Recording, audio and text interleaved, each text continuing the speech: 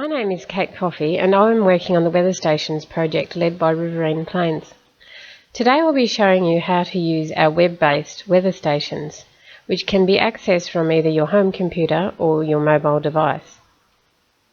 I would like to acknowledge the following organisations who have contributed to this project: New South Wales Local Land Services, the Australian Government through the National Landcare Program, the Grains Research and Development Corporation, and the State Government of Victoria.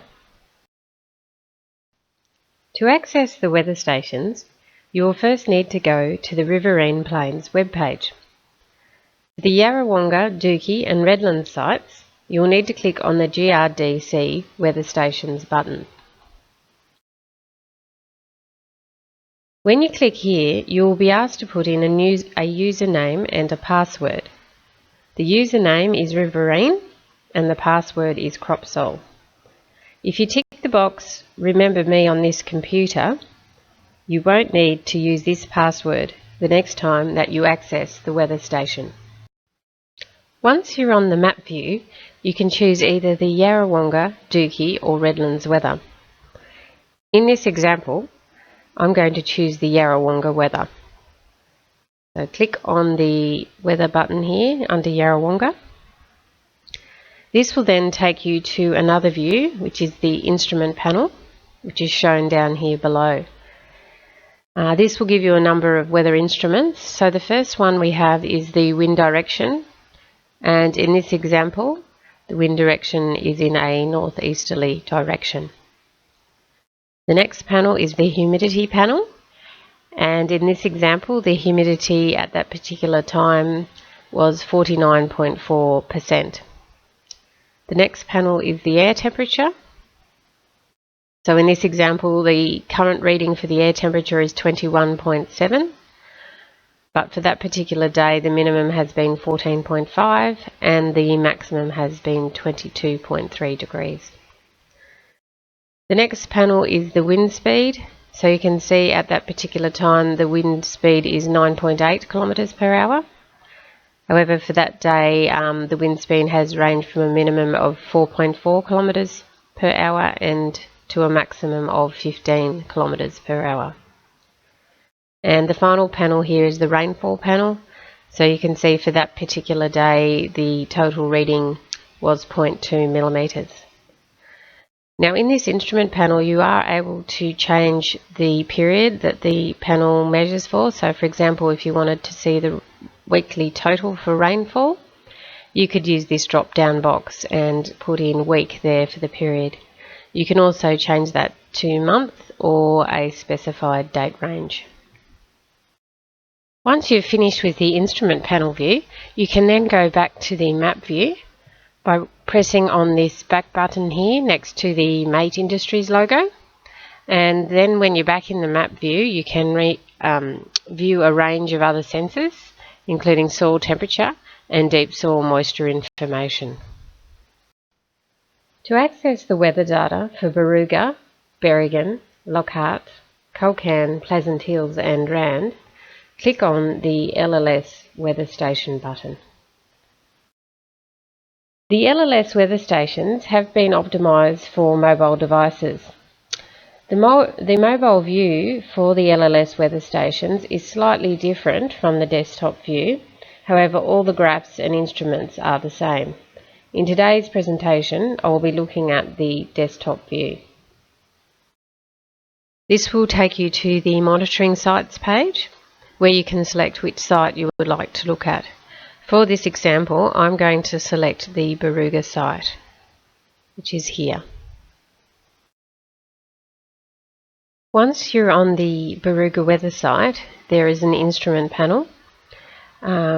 So the first instrument on the panel is the temperature, and that will give you the reading there of 22.4 degrees Celsius. And you just wanted to check what time and date that was recorded. That's just recorded down here. The second instrument is the humidity. So at that particular time the humidity was 48.3%. The next reading is the wind speed. So again at that time the wind speed was 10.1 kilometres per hour. The next instrument is the wind direction. So you can see in that example the wind direction was northeast, and the final reading on there is the delta T. So in that example the delta T was 6.6 degrees. If you scroll down from the instrument panel, you can view the weather information in a table format. So if we look at the table, the first line of the table will give you the average temperature. The second line of the table will give you the summed rainfall in millimetres. The third line of the table will give you average humidity as a percentage. The fourth line of the table will give you average wind speed in kilometres per hour, and the last line of the table will give you average wind direction. So for example, you could view the latest rainfall by going to this line of the table, the sum millimetre, and you could see here in this example the summed rainfall. Latest summed rainfall was 0. And then you could view the summed rainfall for that particular day. In this example it was 0. Then you could look at the 7-day total, and again in this example it's 0. The monthly total for that particular day was 0.2 millimetres, and then you could view the yearly total, which was 97.4. So if you wanted to look at that information in more detail, you can go up to these tabs here, and each of these tabs will give that information in more detail. So this tab would give you the air temperature information, this tab would give you the rainfall, this one would give you the relative humidity, and this tab would give you the wind direction. You can also look at this this particular table here. You can look at that in a different format. So you can look at that in that table as instruments or as statistics. If you scroll down from the weather table, you'll come to the frost graph. This graph is currently blank as it only shows the temperature when it is below 10 degrees. This graph will become of more interest later in the season when we get to the colder months. The next graph down is the delta T graph. The optimum delta T is between 2 degrees and 8 degrees. So it is basically this area here, which is the white area, that has the optimum delta T. So when it comes to making spray decisions, you could use this graph in consultation with your agronomist. Now there are a number of other graphs, but we are now going to have a look at the deep soil moisture graphs. So if you scroll down to the bottom of that page, you will come to the soil moisture button. So if you press on this button, that will take you to the soil moisture graphs. The first soil moisture graph that we're going to look at is called the summed soil moisture graph. Firstly, I'm going to explain the black line, which is here. So this black line is a measurement of the millimetres of deep soil moisture from 30 centimetres underground to 1 metre 20 underground. The blue columns down here are a measurement of the rainfall. So you can see here, when the rainfall goes up, in response we have the deep soil moisture going up. Then here, where we have no rainfall and the crop is using water, we can see that's deep soil moisture drying down.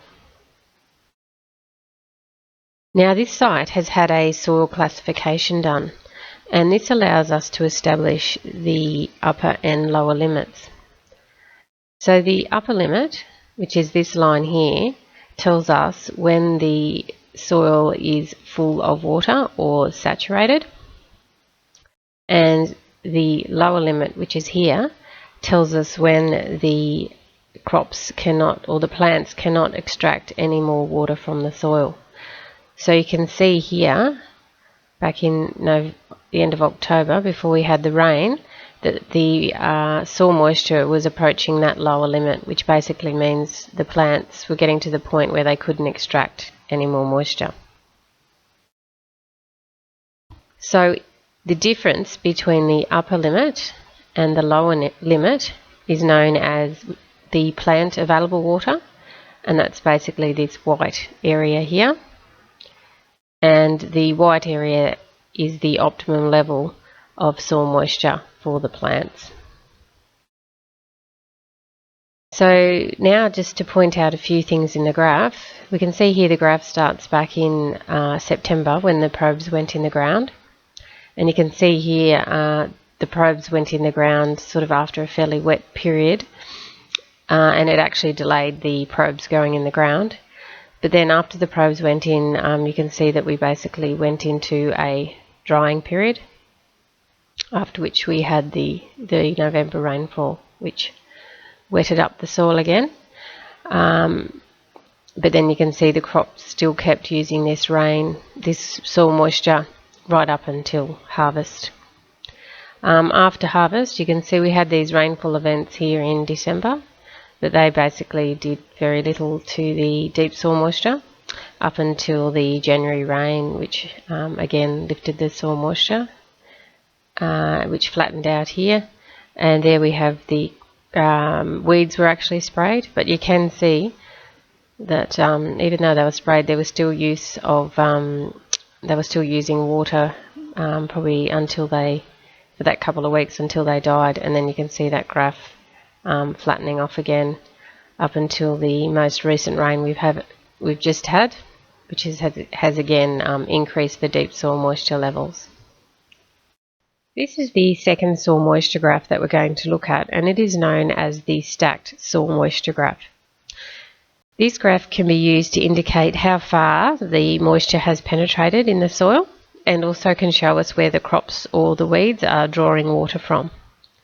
So there are 5 sensors on this page. So the first line, the green line, is the 30 centimetre sensor. Then the purple line is the sensor down at 50 centimetres below the surface.